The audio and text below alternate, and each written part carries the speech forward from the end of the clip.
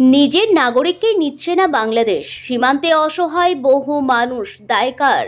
ভারত বাংলাদেশ সীমান্ত নিয়ে নতুন করে উত্তেজনা তৈরি হয়েছে।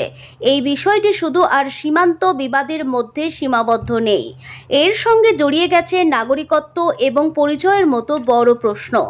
পশ্চিমবঙ্গ সহ ভারতের বিভিন্ন রাজ্যে যখন অবৈধ বাংলাদেশি অনুপ্রবেশকারীদের বিরুদ্ধে ব্যবস্থা নেওয়া হচ্ছে, ঠিক তখনই সীমান্তে নতুন করে জট পেকেছে। খবর অনুযায়ী ভারত বাংলাদেশ সীমান্তে বহু মানুষ আটকে আছেন, যারা নিজের দেশে ফিরতে চান, কিন্তু বাংলাদেশের সীমান্তরক্ষী বাহিনী বা বর্ডার গার্ড বাংলাদেশ তাদের নিজেদের নাগরিক বলে মানতে নারাজ।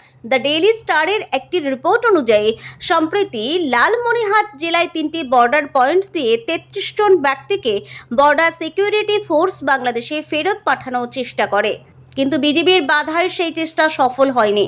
এই ঘটনার পর প্রশ্ন উঠছে, যদি কোনো দেশ তার নিজের নাগরিককে গ্রহণ করতে অস্বীকার করে, তাহলে সেই অসহায় মানুষগুলির কি হবে? এর দায় আসলে কার? আন্তর্জাতিক নিয়ম অনুযায়ী প্রত্যেক ব্যক্তির কোনো না কোনো দেশের নাগরিকত্ব থাকাটা অত্যন্ত জরুরি। এই নাগরিকত্বের উপর ভিত্তি করেই একজন ব্যক্তি কোনো দেশে বসবাস, কাজ, ভোট দেওয়া বা সরকারি সুযোগ সুবিধা পাওয়ার অধিকার লাভ করেন। কিন্তু যখন কারো নাগরিকত্ব নিয়েই প্রশ্ন ওঠে, তখন পরিস্থিতি অত্যন্ত জটিল হয়ে যায়। এক্ষেত্রে ওই ব্যক্তিরা সীমান্তে আটকে পড়েন এবং তাদের আইনি পরিচিতি অনিশ্চিত হয়ে পড়ে।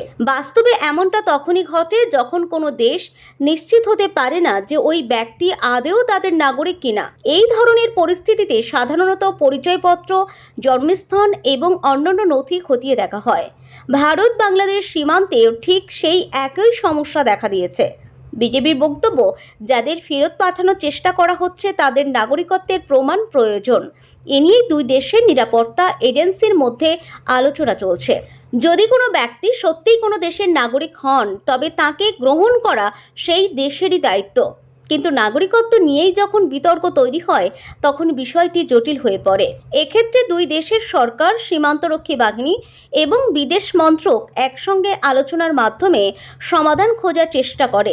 ভারত বাংলাদেশ সীমান্তেও মূল বিতর্ক এটাই যে যাদের ফেরত পাঠানো হচ্ছে তারা আদেও কি বাংলাদেশি নাগরিক? যতক্ষণ না এই প্রশ্নের স্পষ্ট উত্তর মিলছে, ততক্ষণ এই আলোচনা অবস্থার চলার আশঙ্কা রয়েছে। নাগরিকত্ব নিয়ে এই ধরনের বিবাদ শুধু দক্ষিণ এশিয়ায় নয়, বিশ্বের অনেক দেশেই দেখা গেছে।